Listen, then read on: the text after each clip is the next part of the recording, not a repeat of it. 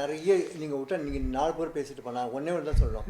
நான் ஐயா நீங்கள் இங்கே வந்தீங்க, ரொம்ப பிரமிச்சு போய் இதெல்லாம் ரொம்ப அழகாக இருக்குது, நல்ல பாதையில் நீங்கள் போயிட்டுருக்கீங்க, இறைவனுடைய அருள் இருக்குது, அதனால தான் உங்களுக்கு எல்லாம் நடக்கிறதுலாம் சொன்னீங்க.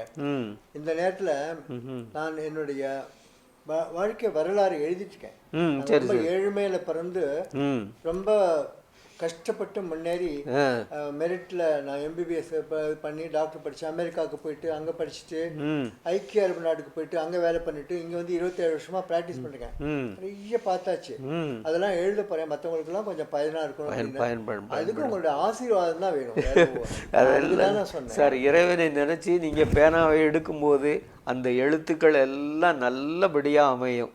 என்ன அதனால ஒன்றுமே இல்லை. அதாவது இந்த இதை சொல்ல வந்தது இதில் வந்து திருவம்பல சக்கரம். திருவம்பல சக்கரத்தில் வந்து இப்படி நீங்கள் வந்து 12 கோடு இட்டீங்கன்னா நீங்கள் வந்து சிவனை முழுக்க நம்புறீங்களா? இப்போ வந்து சிவாய நம, சிவாய நம, சிவாய நம, சிவாய நம, சிவாய நம. இப்போ 1 2 3 4 5 6 7 8 திக்கிலையும் வந்து சிவன் வந்து இந்த உலக மக்களுக்கு காவலாக இருக்கிறார்.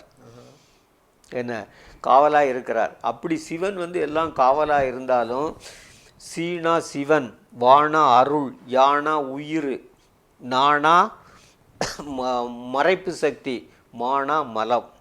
அதுதான் சிவாய நம. சிவாய நமங்கிற பொருளுக்கு விளக்கம் இதுதான். இதில் வந்து சிவன் வந்து மெயினாக இருக்கிறாரு, அப்படியே இருக்கிறாரு. அவர் வந்து ஒரு பொருள் அனாதி சிவம். அனாதி சிவம்னா ஒன்றுமே இல்லாமல் அப்படியே இருக்கிறாரு. அப்படி ஒரு பொருள் ஒன்றாக இருந்ததுனால அது வந்து யாருக்குமே பயன் கிடையாது. என்ன அதை பிரித்தாதான் அது மக்களுக்கு பயன்படும். உதாரணமாக ஒரு தேங்காய் இருக்குது, முழுசாக இருந்ததுன்னா யாருக்கும் பயன்படுமா? அதை 2ஆக உடைச்சாதான் பயன்படும். அதே மாதிரி சிவன் வந்து தனியாக இருந்தார்னா யாருக்குமே பிரயோஜனம் இல்லை. அதனால அவர் சிவன் சக்தின்னு 2ஆக பிரிகிறார். 2ஆக பிரிஞ்சு அவர் தனியாக இருந்துக்கிறாரு. அப்புறம் தனியாக அருள்ங்கிறது வந்து உங்களுக்கு வழி நடத்தக்கூடிய ஒரு கருவி மாதிரி. அப்போ வந்து அந்த அம்பாள் வந்து 4 நிலைகளில் உலக மக்களுக்கு அருள் பாலிக்கிறதுக்காக வர்றாங்க. அதுக்கு வந்து முதல் இது லயம் போகம் அதிகாரம்னு இதில் பேர். அதுக்கு வந்து என்னன்னு கேட்டிங்கன்னா தமிழில் வந்து வர ஒன்றும் இல்லை உருவம்னு பேர். அருவம்னா உருவம் இல்லாத நிலை. உருவம் இல்லாத நிலையில் அம்பாள் வந்து முதல்ல அந்த சக்தி வந்து 4 சக்தியாக பிரிஞ்சது, அருள் சக்தியாக பிரிஞ்சது 4ஆக பிரியுது. முதல்ல அரு உருவம், அதில் வந்து நாதம், விந்து, சிவம், சக்தி. அந்த 4 நிலைகளில் அம்பாள் அப்படியே கீழே இறங்கி வராங்க. அடுத்து வந்து அரு உருவம். அரு உருவம் வந்து சதாசிவம். அந்த சதாசிவம் அடுத்து வந்து உருவம் மகேஸ்வரன், உருத்ரன், பிரம்மா, விஷ்ணு, பிரம்மா. இப்போ பார்த்தீங்கன்னா 9 நிலைகளில் வர்றாங்க. இந்த 9 வடிவங்கள்லையும் வாரது யார்? அம்பாள் தான் வராங்க. சிவன் தனித்து தான் இருக்கார். அதனால அம்மையப்பர் எங்கள் வீட்டில் இருக்காருன்னு சொல்லி 2 பேரையும் ஒன்றா வைக்க முடியாது. நீங்கள் பிரதிஷ்டை பண்ணி இருக்கிறதுக்குள்ள விளக்கம் சொல்கிறேன் ஐயா. அது இயற்கையாக அமைஞ்சிருக்கு. அம்பாளுக்கு தான் முக்கியத்துவம். என்ன அம்பாளுடைய அருள் இருந்தால் தான் சிவனை நாட முடியும். என்ன இல்லைன்னா வந்து நாட முடியாது. அதுதான் இந்த இது சித்தர்கள்லாம் சக்தி உபாசம் அப்படின்னு சொல்லி வாழை தேவதை பூஜை அப்படின்னு பண்ணி அவங்க அம்பாளுடைய அருளை பெற்று அதுக்கப்புறமேலு சிவனை பழுவாங்க. என்ன அம்பாளை பற்றி ஒரு பாட்டு உங்கள்கிட்ட சொல்கிறேன். நீங்கள் ஒரு நேரம் சொன்னீங்களே, நான் ஒன்றே ஒன்று சொல்லுங்க. காணும் இடமெல்லாம் கற்பகமே நீ சிரித்தாய், வானும் வண்ணமயிலும் தேனின் இனிமையும் தெவிட்டாது தீந்தமிழும் தாயே நீயே, ஊனும் உணர்வும் உள்ளிருந்து என இயக்கும் சக்தியும் நீயே, பேணும் இவ்வையகத்தை வாஞ்சியுடன் பேணும் தாய்மையும் நீயே, வேணுமென கேட்குமுனே தேவையெல்லாம் அறிந்து திகட்டும் வரை ஊட்டிவிட்டு வாட்டம் போக்கிவிடும் வண்ணமயில் நீயே, அன்பு கொடுத்தாய், ஆனந்தம் நீ கொடுத்தாய், இன்பம் கொடுத்தாய், ஈடில்லா நெறிவும் உண்மையான உறவும் ஊரெல்லாம் கெளிரெனும் ஓப்பான எண்ணமும் நீ கொடுத்தாய் தேவி. எக்கணமும் நினைமறவா ஏற்படை மனம் கொடுத்தாய் ஒப்பில்லா நாயகியே ஓதற்கரிய பரம்பொருளே. ஔடதமாய் அமைந்துவிட்ட அருமருந்தே. அஹ்ரிணை தந்து போல் அசைவிலாது வாழ்ந்தையனை அறிவுடை மனிதனாக்கி அன்புடை பக்தனாக்கி பக்குவமாய் சமைத்து பரவசம் தந்துவிட்ட பராசக்தியே.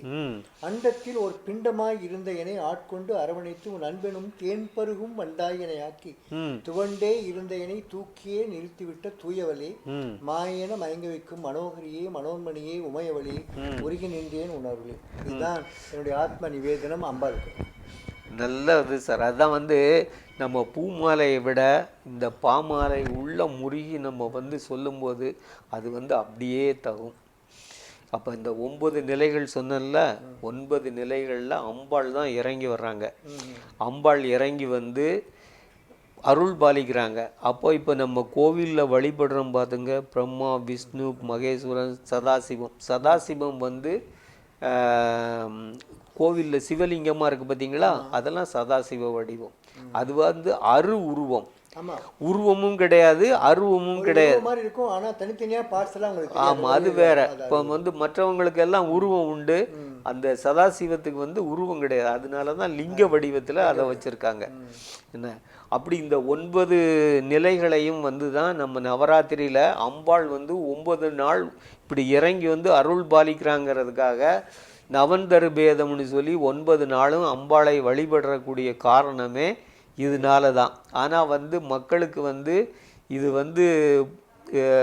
புரிஞ்சுக்க செய்கிறதுக்கு உள்ள வாய்ப்புகள் குறைவு. உங்களை மாதிரி யாரும் எக்ஸ்பிளைன் பண்ணால் தான் புரியும். அதுக்கான நேரம் இருக்கணும், அதை புரிஞ்சுக்கிறதுக்கு கொஞ்சமான ஒரு தேடல் இருக்கணும். இல்லை, அதாவது கேட்கக்கூடிய தன்மை நமக்கு வேணும் இல்லையா? அந்த உள்ளத்தில் இறைவனுடைய இது இருந்தால் தான் அதை கேட்கணுங்கிற ஒரு ஞானம் எண்ணமே தோணும். எல்லார்கிட்டையும் பேச முடியுமா ஐயா? எல்லார்கிட்டையும் பேச முடியாது. என்னுடைய தொண்டு ஒரு சிவன் கோயிலில் போய் 2 மணிக்கு போனேன்னா சாயங்காலம் 6 மணிக்கு உழவார பணி, அப்படியே சருகு இலைகள்லாம் சுத்தப்படுத்தி அப்படியே சாமிக்கு நீர் பண்ணி எல்லாம் சுத்தப்படுத்தி துணி மாற்றி வச்சு ஒரு அர்ச்சகர் பையன் இருக்கிறாரு, திரும்ப 2 பேரும் சேர்ந்து தீபாதரனை காட்டுவோம். அப்படி உங்களுக்கு ஒரு பாக்கியம் இறைவன் கொடுத்துருக்கிறாரு. அதாவது சரியை கிரியை யோகம் ஞானம்னு 3 நிலை. உங்களுக்கு அது சைவ சித்தாந்தத்தில் கேள்விப்பட்டிருப்பீங்க. அப்போ சரியையில் ஒருத்தர் இருந்தால் தான் கிரியைக்கு போக முடியும். 1ஆவது வகுப்பு பாஸ் பண்ணினா தான் 2ஆவது வகுப்பு போக முடியும். சரியைங்கிறது இறைவனுக்கு பக்கத்தில் இருந்து தொண்டு செய்கிறது. அப்படியெல்லாம் தொண்டு செய்யும்போது தான் கிரியை அகப்பூஜை, உள்ளுக்குள்ளே நம்ம பூஜை பண்ணுறது. சரியையில் நம்ம இருந்து கோவிலுக்கு போய் நம்ம ஆலயத்தை வழிபட்டோம், அவருக்கு இப்போ பணிவிடை செஞ்சோம், பூஜை பண்ணினோம் அப்படிங்கிறத நினைவுக்கு கொண்டு நம்ம வீட்டில் இருந்த நிலையிலேயே நம்ம பூஜை பண்ணுறது கிரியை.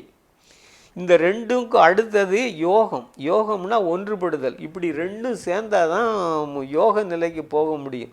யோக நிலைக்கு போனதுக்கு அப்புறம்தான் சரியை கிரியை யோகத்துக்கு அப்புறம்தான் ஞானம் பிறக்கும்.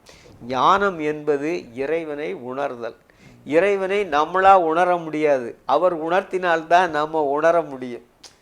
என்ன அப்படி இந்த இதில் சரியை கிரியை யோகம் ஞானம் இந்த 4 வகுப்புலையும் பாஸ் பண்ணுனா சாலோகம் சாமீபம் சாரூபம் சாயுச்சியம் அப்படின்னு 4 உலகங்கள் இருக்குது.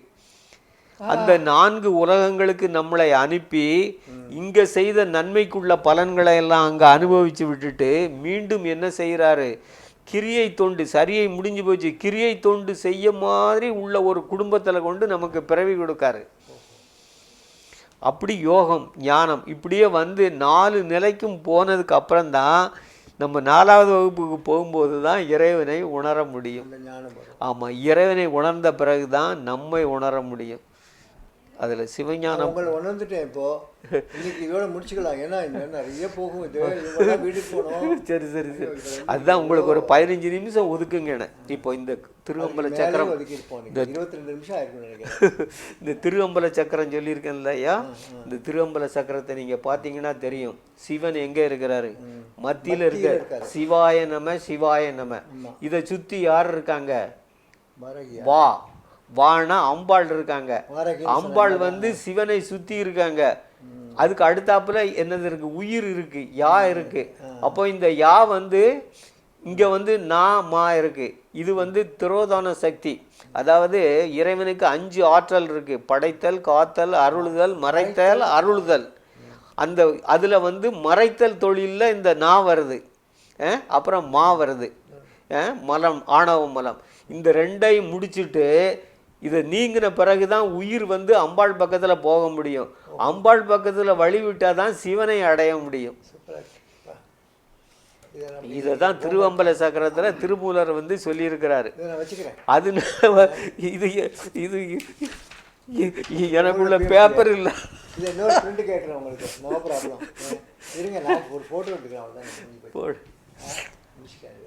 எடுத்துடுது பாப்பா, எடுத்துடுது.